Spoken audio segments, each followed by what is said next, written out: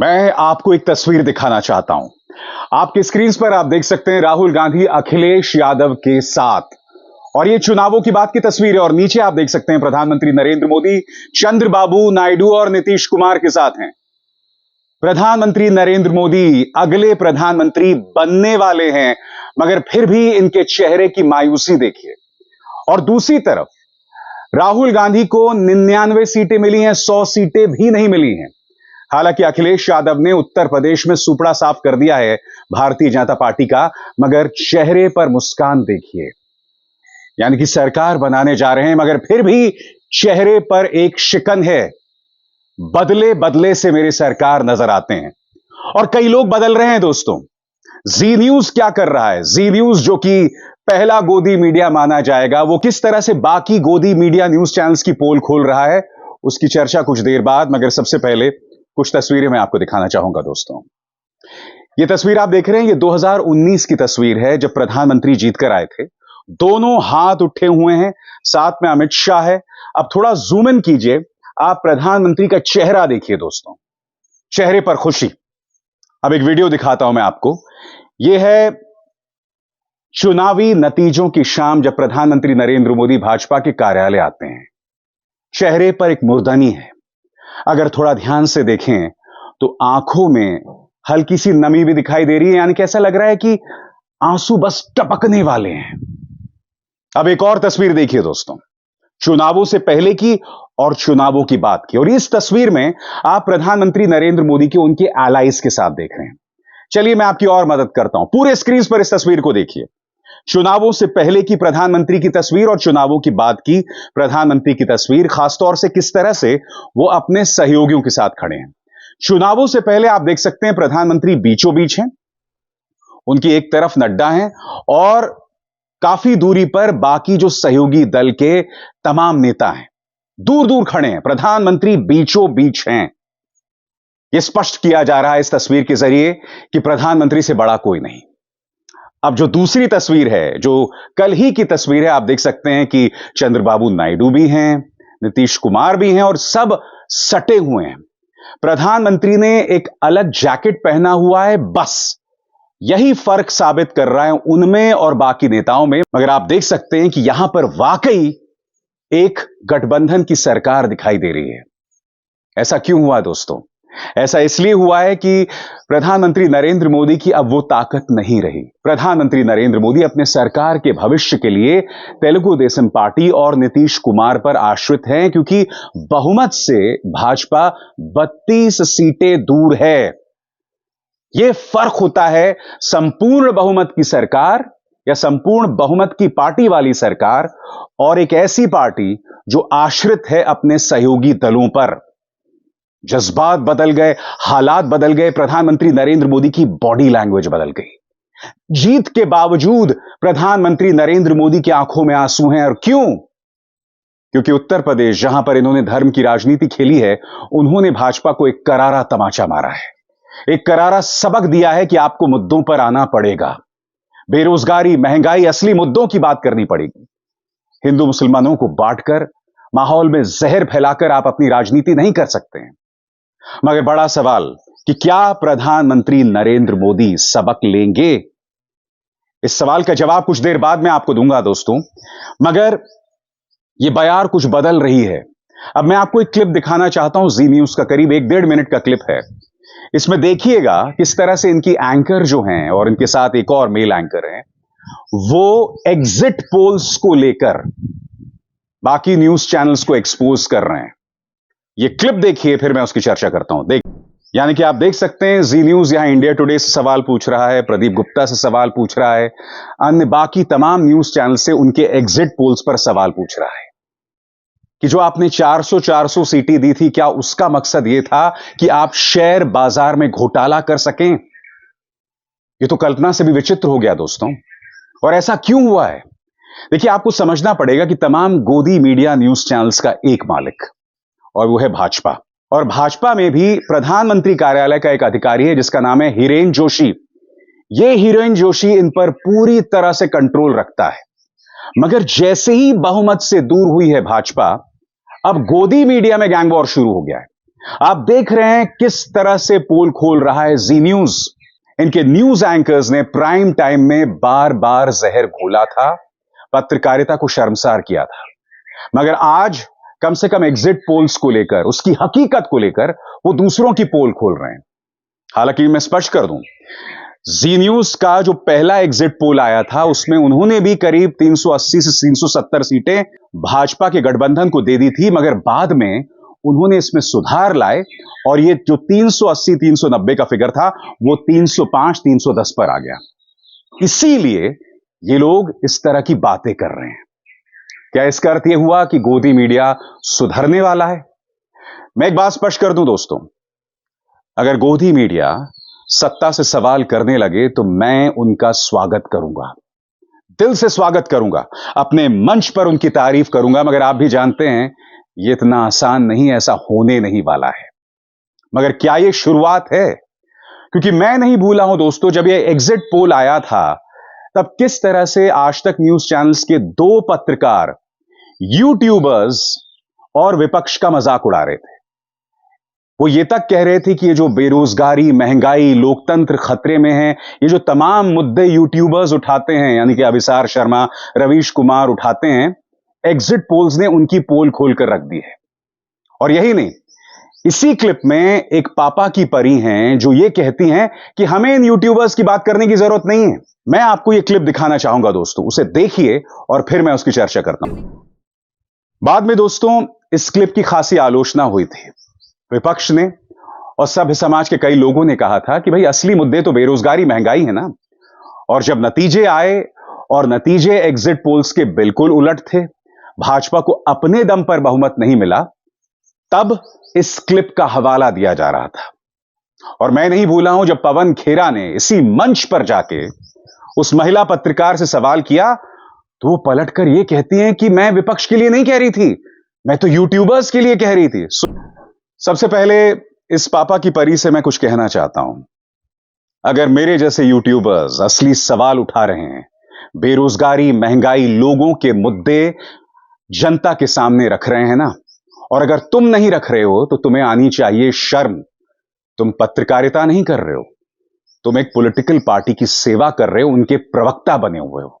तुम्हें अपने गिरबान में झांक के देखने की जरूरत है कि पिछले 5-10 सालों में इन तमाम डिबेट्स में तुम एक सुपारी लेकर चलते हो विपक्ष के खिलाफ। इन डिबेट्स में तुम्हारी लड़ाई जो है वो सिर्फ विपक्ष के नेताओं के साथ होती है, जिससे पता चलता है कि तुम्हारा एजेंडा क्या है। यह वही महिला पत्रकार है जिसने बाकायदा एक शो किया था, इंडिया के पापा। अब जाहिर सी बात है दोस्तों, इस देश में दो ही लोग हैं जिन्होंने प्रधानमंत्री नरेंद्र मोदी को इंडिया का बाप बताया था। एक संबित पात्रा, आपको याद होगा जब उनकी बहस हो रही थी कन्हैया कुमार से, और दूसरा ये मोहतरमा। ये मोहतरमा कह रही है कि हमें यूट्यूबर्स को तरजीह देने की जरूरत नहीं है, हमें आपकी जरूरत भी नहीं है। हमारी जो पहुंच है लोगों तक बहुत सीमित है, मगर इस सीमित पहुंच के बावजूद हमारे सवालों से आप लोग हिल गए हैं, क्योंकि आप जनता के सवाल नहीं उठा रहे हैं। और जब मैं सीमित पहुंच की बात करता हूं ना दोस्तों, तो मैं आपको बताना चाहता हूं मैं क्या कह रहा हूं। अगर 100 लोग हैं तो इन 100 लोगों में से 95 लोगों तक यही गोदी मीडिया का जहर पहुंचता है।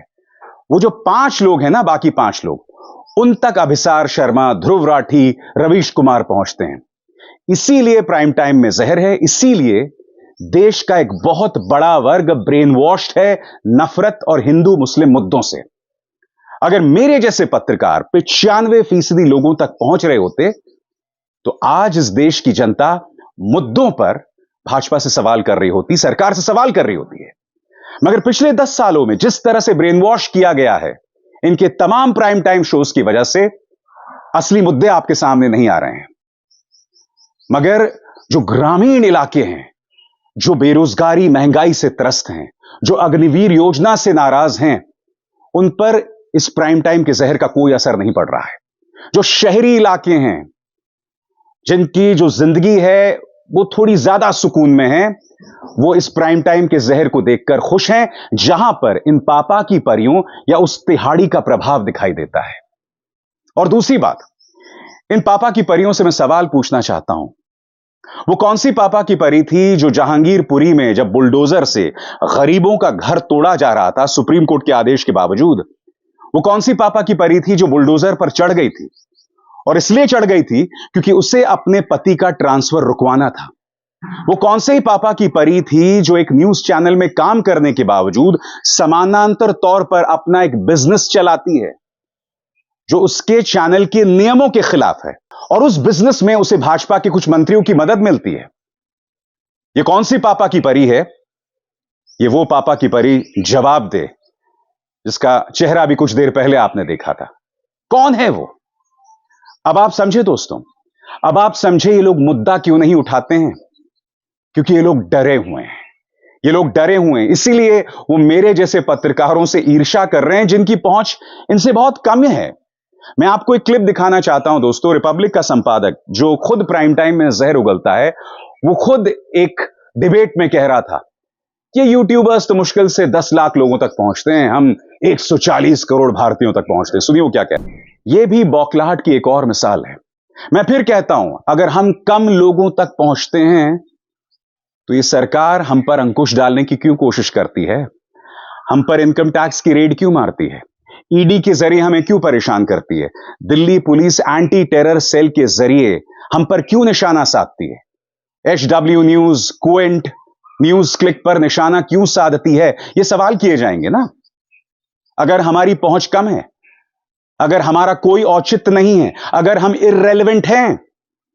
हकीकत यह दोस्तों, भाजपा जो बहुमत से दूर रह गई है, सही मायने में ये पत्रकार इर्रेलेवेंट हो रहे हैं और अब इनमें ही गैंग वॉर शुरू हो गया है।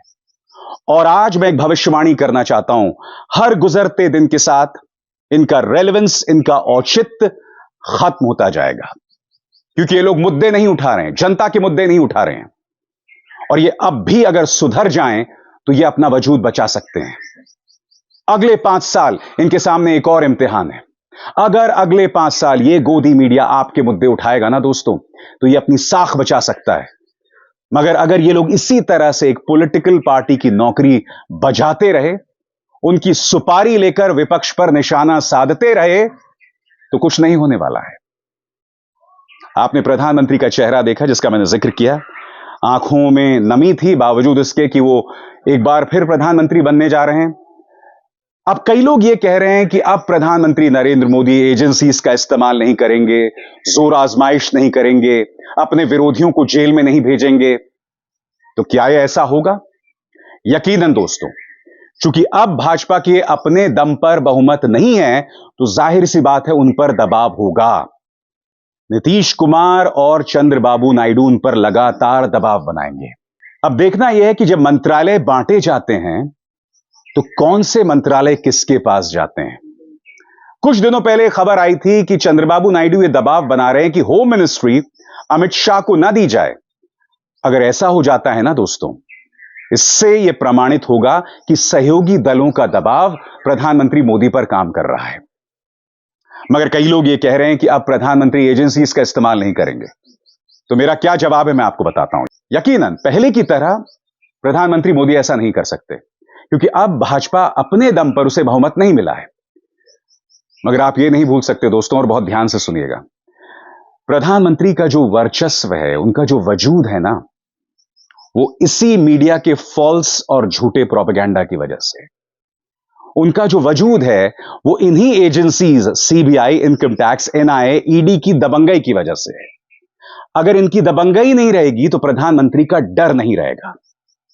अब एक और बात पर गौर कीजिए, आने वाले दिनों में आप देखिएगा, इंडिया गठबंधन में ऐसी कई पॉलिटिकल पार्टीज हैं जिनके 1-2 सांसद हैं, जैसे आम आदमी पार्टी है, 2-3 सांसद हैं, और कई ऐसी पॉलिटिकल पार्टीज हैं जिनके 2-2, 3-3 सांसद हैं।